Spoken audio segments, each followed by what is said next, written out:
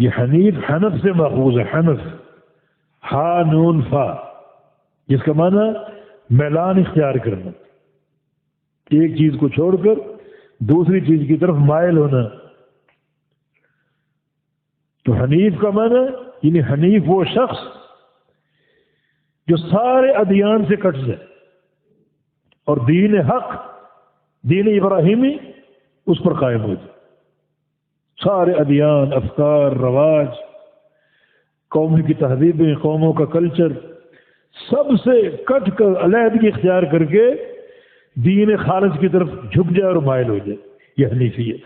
نبی علیہ السلام کی حدیث ہے کہ بعثت بالحنیفیہ، مجھے بھیجا گیا حنیفیت کے ساتھ۔ میری امت میں وہ شخص کامیاب ہے جو حنیف ہو، حنیفیت پر قائم ہو۔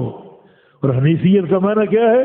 سارے ادیان سے، افکار سے، قوموں کی تہذیبوں سے، قوموں کی ثقافتوں سے کٹ کر دین اسلام کا ہو کر رہے اور دین اسلام کی طرف میلان اختیار کر لے۔ من یبتغی غیر الاسلام دینا فلن یقبل منہ، کسی اسلام کے علاوہ کسی دین کو اگر چاہو گے، اختیار کرو گے تو قبول نہیں کیا جائے گا۔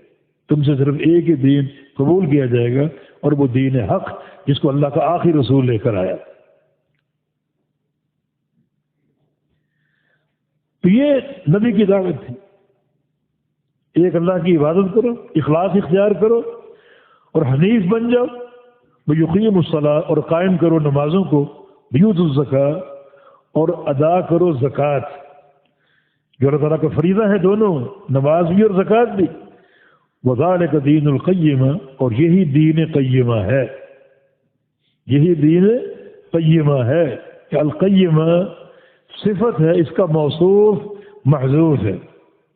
تقدیر عبارت یوں ہے وَذَلِكَ دِينُ الْمِلَّةِ الْقَيِّمَةِ، جو سیدھی ملت ہوتی ہے، سیدھی قوم، ہر نقصان سے بچی ہوئی، ہر آفت سے محفوظ، ہر شر سے محفوظ، دشمن کے غلبے سے محفوظ، اور مضبوط اقتصادیات، مستحکم معیشت، ایمان اور تقوی اور ورع، یہ ملت قیمہ۔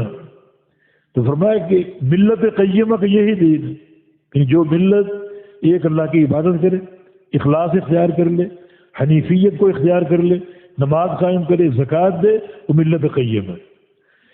ان چیزوں کی برکت سے باقی اعمال بھی سیدھے ہو جائیں گے، یہ ملت قیمہ کی نشانی۔ تو یہ دین ہے ملت قیمہ کا۔